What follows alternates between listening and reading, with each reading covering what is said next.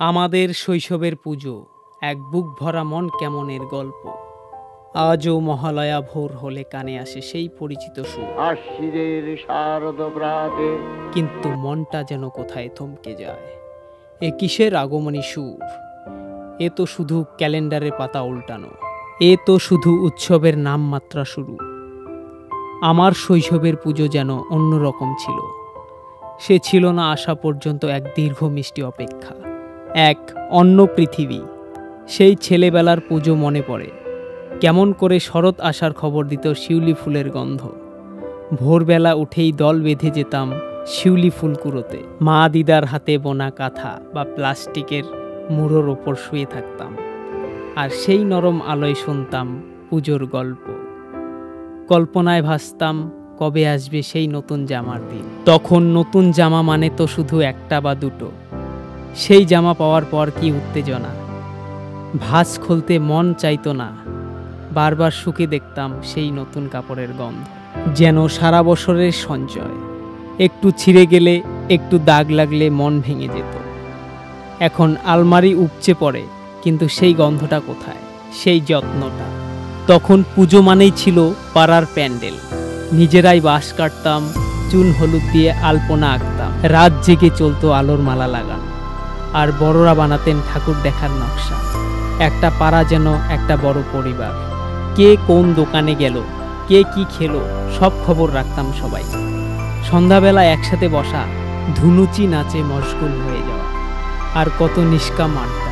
সেই আড্ডায় ছিল না মোবাইলের উকিঝুঁকি, ছিল শুধু খোলা হাসি আর মন থেকে বলা কথা। বদলে যাওয়া সময়, আজকের উৎসব, আর আজ মহালয়া মানে অ্যালার্মের শব্দে ঘুম ভাঙা, সোশ্যাল মিডিয়ার আপডেট দেখা। পুজো মানে হাজারো প্যান্ডেল ঘোরা, কিন্তু চোখ থাকে কেবল মোবাইলের ক্যামেরায়। কিসের ছবি তুলছি, প্রতিমার নাকি নিজেদের ভিড়ের মধ্যে দাঁড়িয়ে থাকার? আমরা এখন আপডেট হয়ে গিয়েছি।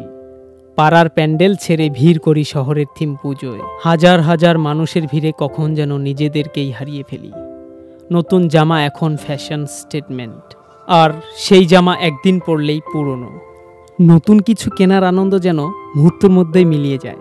পূজার আসল আনন্দ কি এখন অনলাইন ফুড ডেলিভারি আর ভার্চুয়াল শুভেচ্ছায় সীমাবদ্ধতা হয়ে গেল? আজ ঢাকের শব্দ চাপা পড়ে যায় গাড়ির হর্নে। সেই পাড়ার দাদা দিদিরা আজ হয়তো দূরের কোনো ফ্ল্যাটে একা। মোবাইলে স্ক্রিন জুড়ে শুধুই চেনা মানুষের অচেনা ছবি। শুভেচ্ছা আসে ফরওয়ার্ডেড মেসেজ, এক বুক চাপা কষ্ট। আজকের পুজোতে সব কিছুই আছে। আলো আছে, জামা কাপড় আছে, দামি খাবারও আছে। শুধু নেই সেই সহজ সরলতা, সেই নিঃস্বার্থ ভালোবাসা।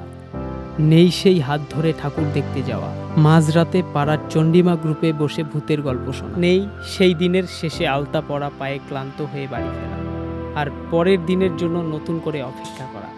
সময় বদলেছে, আমরাও বদলেছি। প্রযুক্তি আমাদের অনেক কিছু দিয়েছে, কিন্তু কেড়ে নিয়েছে জীবনের সবচেয়ে দামি সম্পদ, সেই নিষ্কলুষ আবেগ, সেই নিখাত সম্পর্ক।